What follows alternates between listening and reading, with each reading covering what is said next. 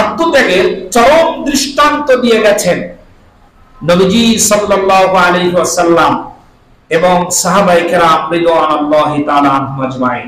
শুনতেছেন? আত্মত্যাগের চরম দৃষ্টান্ত দিয়ে গেছেন তারা, এবং বর্তমান পৃথিবীতে আত্মত্যাগের দৃষ্টান্ত আছে। আমি কিছু কথা বলবো, একটু ভালো করে মনোযোগ দিয়ে শোনার চেষ্টা করবেন ইনশাআল্লাহ তাআলা। হযরত আবু হুরায়রা রাদিয়াল্লাহু তাআলা থেকে বর্ণিত, আল্লাহ রাসূল সাল্লাল্লাহু আলাইহি ওয়াসাল্লামের কাছে এসে একজন ব্যক্তি বললেন, ইয়া রাসূলুল্লাহ, আমি ক্ষুধার্ত। আল্লাহর নবী প্রথমে বাড়িতে খবর পাঠালেন নিজের স্ত্রীদের কাছে, তোমাদের কাছে যদি কোনো খাবার থাকে তাহলে পাঠাও, আমার সামনে একজন ক্ষুধার্ত ব্যক্তি আছে। স্ত্রীরা খবরের উত্তর পাঠালেন, এই আপনার জন্য রেখে দেওয়ার মতো এমন কোন খাবার আমাদের ঘরে নাই। আল্লাহু আকবার।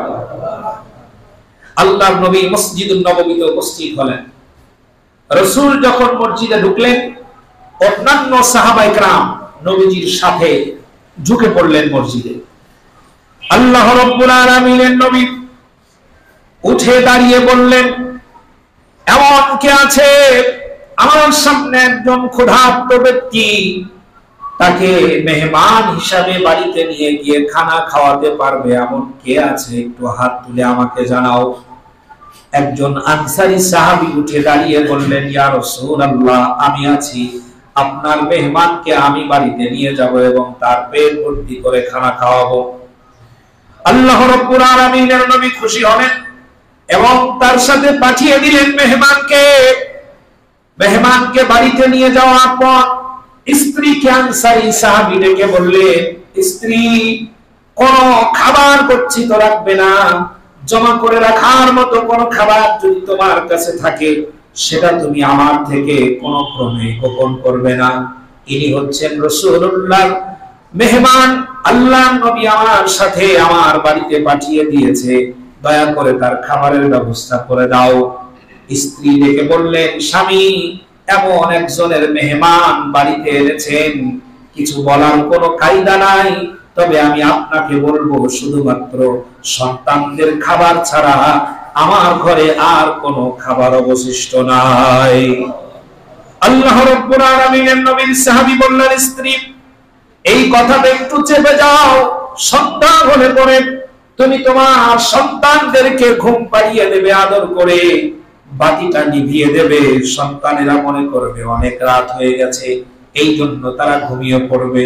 ওরা যখন ঘুমিয়ে যাবে, খাবারগুলো নিয়ে তুমি আমার সামনে আসবে, মেহমানকে পুরোটাই খাওয়াইয়া দেব, আমরা দুজনে আর সন্তানেরা আজ রাতের জন্য না খেয়ে থাকবো। জোরে বলেন সুবহানাল্লাহ।